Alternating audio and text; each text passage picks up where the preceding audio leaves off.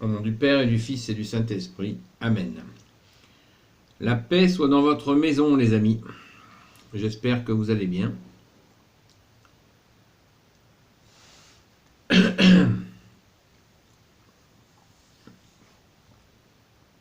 Alors, ce soir, je vais faire une vidéo pour simplement vous alerter sur la fin en cours du mensonge concernant les crimes de l'Église catholique.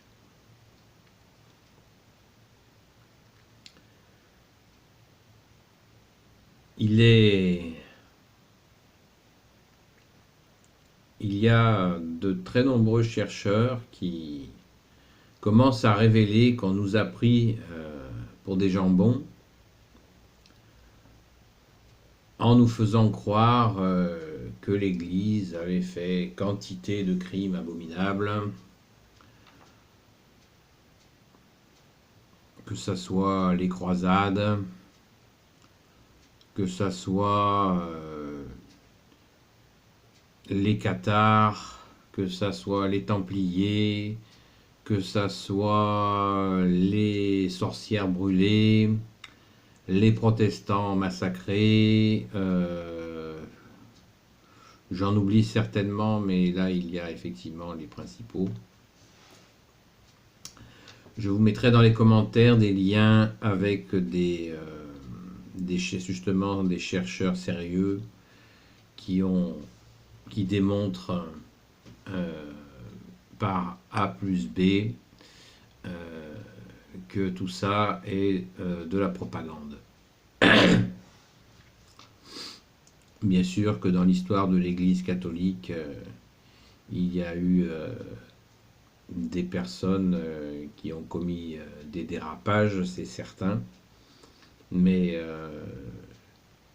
l'habillage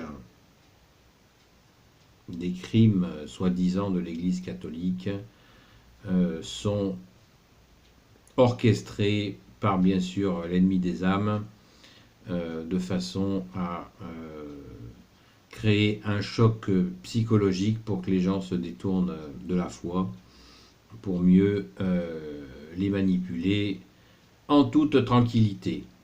Donc, prenons quelques exemples simples. Les croisades n'ont pas été organisées pour aller conquérir des terres, mais bien pour défendre des pèlerins qui étaient agressés par les conquêtes islamiques qui empêchaient donc les gens d'aller se recueillir à Jérusalem sur le tombeau de notre Seigneur Jésus. Donc ça n'a pas été une partie de plaisir pour eux. La plupart n'en sont jamais revenus et c'était vraiment une œuvre pour effectivement permettre la circulation des pèlerins à l'origine. Bien évidemment, dans le lot, il devait bien y avoir quelques soudards ici ou là, mais ça n'était pas une œuvre colonisatrice comme certains voudraient nous le faire croire. Prenons l'exemple des sorcières qui seraient passées au bûcher par dizaines de milliers, selon le baratin qu'on peut entendre. C'est totalement inexact. Et la plupart du temps, les tribunaux organisés par l'Église faisaient en sorte justement d'adoucir les peines pour éviter justement à des personnes de se retrouver sur le bûcher. Et que c'était souvent la foule qui était prise de délire, qui réclamait et parfois hélas obtenait que des personnes soient passées au bûcher. Voilà les exemples. Prenons l'exemple aussi du protestantisme qui s'est quand même levé contre l'Église et qui a effectivement mené quantité de massacres anticatholiques avec vraiment carrément des massacres de religieux à grande échelle dans différents endroits de France, et la Saint-Barthélemy, qui est toujours jetée à la figure de l'Église, a été tout simplement qu'à un moment donné, la coupe était pleine. Il y avait eu des dizaines de milliers de morts catholiques tués par les protestants, et à un moment donné, la coupe était pleine et il y a eu une réaction virulente, mais en aucun cas à la hauteur des crimes des protestants. Voilà donc 3 exemples, et il y en a tant d'autres, les Cathares, qui sont présentés comme des victimes, alors que la philosophie cathare était une philosophie absolument abjecte, puisqu'ils considéraient qu'il y avait 2 catégories d'individus. Il y avait les parfaits et les autres. Alors les parfaits donc étaient dans des jeûnes extrêmement sévères, ils ne mangeaient pas, priaient tout le temps, ils se considéraient comme supérieurs par rapport aux autres, ce qui est totalement en opposition à l'enseignement de notre Seigneur Jésus-Christ, et qui nous enseigne justement que tous ceux qui se sentent un peu au-dessus se comportent comme des serviteurs, et non pas comme une élite à qui les autres devraient tout. Donc effectivement, cette théorie fumeuse que la théorie cathare a dû être stoppée par l'Église parce qu'elle faisait des dégâts considérables. Les gens se mettaient dans des ascètes, justement ces soi-disant parfaits, se mettaient dans des ascètes extrêmement terribles, dont beaucoup en mouraient tout simplement comme des mouches. Et il n'était pas question que le peuple puisse être envahi de cette théorie fumeuse. Mais certains continuent à présenter comme les cathares qui auraient été proches d'un véritable enseignement de notre Seigneur Jésus, caché par l'Église, bien entendu. Tout ça, c'est du baratin et c'est de la fumée. Les Templiers, toujours présentés effectivement comme des saints parfaits, certainement que les Templiers ont mené de belles œuvres, mais il ne faut pas oublier la fin de l'histoire, c'est qu'effectivement les Templiers avaient pour projet de carrément contrôler, diriger l'Europe, ce qui effectivement ne correspondait pas au dessein que se faisait la Rome de l'époque. Ils étaient devenus extrêmement puissants financièrement, certes, mais il y avait un dessein de domination politique qui ne pouvait pas être acceptable par l'Église. Voilà, très résumé des sujets des sujets qui sont terribles et qui nous sont présentés à l'envers. On veut nous présenter, vraiment nous montrer par de fausses histoires. La véritable histoire montre bien que l'Église a fait effectivement quantité de merveilles, que ce soit les soins portés aux pauvres, tout un soutien à ce qu'il y ait donc une justice. Et effectivement, l'Église s'est comportée dans les siècles en faisant de nombreuses merveilles, en diffusant cette foi catholique, et qui effectivement édifiait les gens, leur montrait qu'il y avait un haut et un bas. Je ne sais pas si à l'heure actuelle, où des enfants de 8 ans, 10 ans peuvent accéder à du porno sur n'importe quel smartphone en toute liberté, à des leçons à donner à nos ancêtres.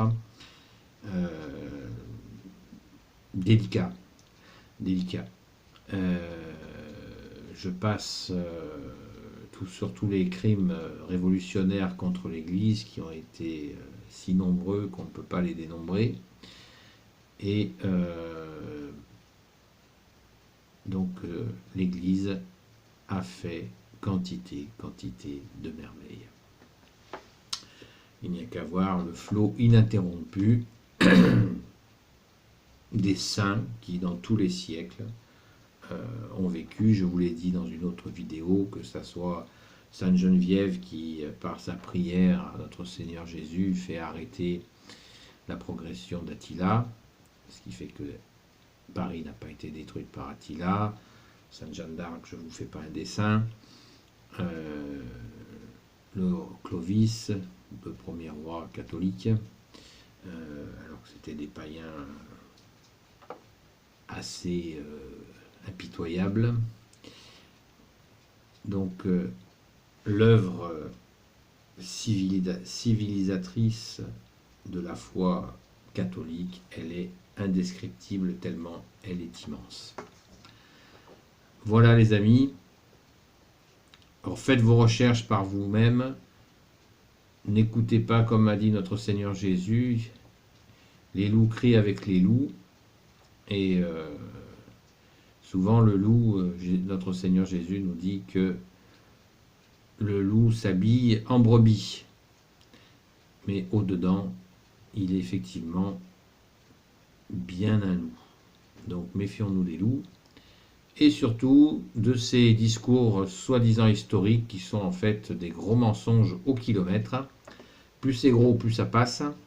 Seulement voilà, la vérité, comme nous l'a dit notre Seigneur Jésus, rien qui ne sera fait dans les ténèbres, rien qui ne sera caché, tout sera révélé. Donc les mensonges concernant l'histoire, eh bien, on le voit en ce moment avec tout ce fabuleux travail que font bon nombre d'historiens. La vérité est révélée. Est révélée sur justement les merveilles qu'a pu faire l'Église catholique, et ça n'est pas fini. L'Église catholique continue son chemin.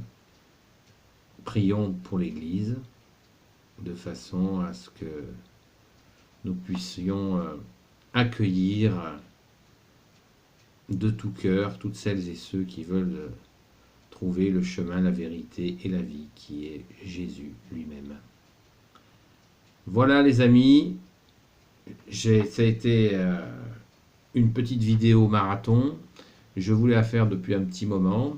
Ne comptez pas sur moi pour vous donner tous les détails historiques. Faites vos recherches vous-même. Je vous mettrai régulièrement des vidéos sur cette vidéo dans les commentaires pour que vous puissiez écouter des gens vraiment spécialistes de la question.